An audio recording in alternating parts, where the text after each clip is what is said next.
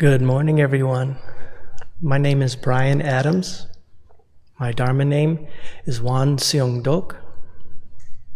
I am a member of the Philadelphia Temple. I'd like to take a moment to introduce my wife, Desi Adams. She and I have been practicing at the Philadelphia Temple for almost 5 years now. And we are very, very happy to be here today to join you. We have known members of this Sangha for many years and have joined you from long distance for quite a while, and we're so happy to see you in person. I wanted to say a couple of words today about chanting Namu Amitabha, because I consider this Sangha my chanting home. In fact, coming here to talk about chanting, I feel like I'm going to a beehive to talk about honey. So I'll share my poor reflections with you, and I hope they're helpful. When I first joined the temple, I did not chant. I had never chanted. And I had meditated, and I had a little Qigong, a little Tai Chi. And what happens when I encounter something new is I go, ooh, no thank you. So everyone was chanting, so I chanted. But I chanted like a third grader doing the Pledge of Allegiance.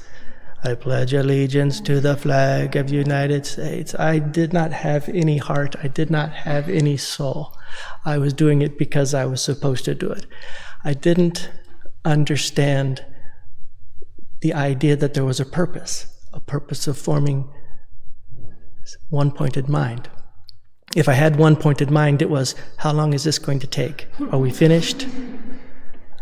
And I went that way for a long time. In fact, I was not particularly interested in learning how to chant. I didn't see what the purpose was. Meditation could give single-pointed mind, I thought. I didn't know why we had to chant. And then there was a turning point. I went to a retreat at the Won Dharma Center, and there were a number of members of the Sangha there.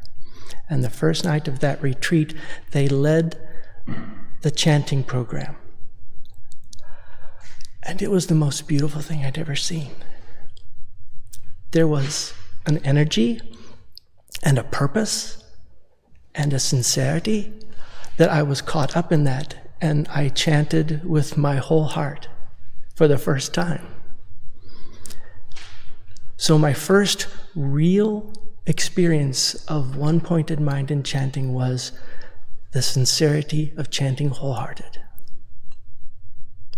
chanting. So I was very excited to go back to my temple and begin chanting in person, in earnest. And that was great for a little while. But slowly it started to wear off, that idea of sincerity. You can't really practice sincerity. It's kind of state of being that I sort of picked up secondhand. It couldn't drive my own practice. So I was kind of lost again for a while. And then one time, in a guided meditation, the Cumanim said something offhand that made a profound difference. He said, now listen with your Danchen. Oh, wow. And I realized, oh, that car that just passed by outside, I heard it, but I also felt it. A sound is a vibration, and I felt the vibration in my belly, and I was listening with my Danchen. And so then the next time I chanted, I listened with my Danchen, and I felt that vibration, and that became a new point of one-pointed mind. That sustained me. I started resting in that, and So now I was interested, and I started to go to the scripture book for the method of chanting and meditation. What can I learn? How can I do this? And I got a little disappointed. It was telling me how to sit and how to stand, but it wasn't telling me what to do, how to do it. It was kind of like reading a book on how to ride a bicycle. You get on the seat, you pedal, and don't fall down. at some point you just got to get on the bicycle and do it. When that Makta starts, nobody can chant for you. You have to chant yourself. So I realized I was in there to find it on my own. And I worked as best I could for a while. And then the pandemic hit, and we were locked down, and no more services. No more chanting. That's bad. And no, that's good. Because the ministers at the One Institute, almost immediately before any other online services were available, began offering nightly chanting at 9 p.m. And my wife wanted to do it, so I said, okay, I'll come along. And so from that first time, we joined every night at 9 p.m. to chant. And I learned that I hadn't been chanting at all. Chanting one time a week for 5 minutes is not chanting like chanting every night for 25 minutes.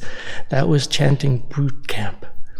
And chanting for 25 minutes is a physical exertion, and I had to learn what to do. So I learned to relax, and I learned to listen, and I learned to pace myself. And over time, the mind just sort of gets tired of doing what it does when it chants. And the mind sort of fell away. And the one-pointed mind became that union of the body and the mind vibrating and chanting, and that word over and over again, Namu Amitabha, I take refuge in my original nature. Namu Amitabha, I take refuge in my original nature. It sort of becomes like a depth charge. You don't think, it goes down and it acts. And it goes down and it acts. And every time it's different, and every time it's new. And it keeps it fresh and alive, and that was wonderful. And the next thing I learned is that at the beginning of every session we were told, set an intention for your chanting. And I went for a week hearing that, and I didn't know what to do. So finally I asked, what do you do for an intention? And I was told, whatever works for you tonight.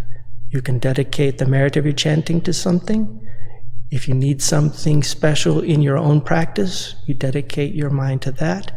Could be as simple as, tonight I'm going to make sure I reside in my dantian. And that changed everything. A momentary point of focus for each session. I had one pointed mind for my intention for that moment. And with all this in place, the chanting became not just an exercise, not just words in my head, but it became a prayer. I pray to take refuge in my original nature. I prayed to take refuge in my original nature. Sometimes it became a vow. I vowed to take refuge in my original nature. And there was so much meaning and so much difference.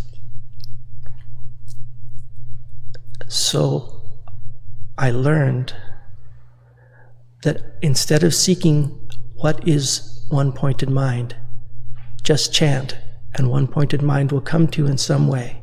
Just like everyone rides a bicycle differently, there's a different path for chanting for each person that you're there to find on your own as you pedal and steer and fall off, and pedal and steer and fall off.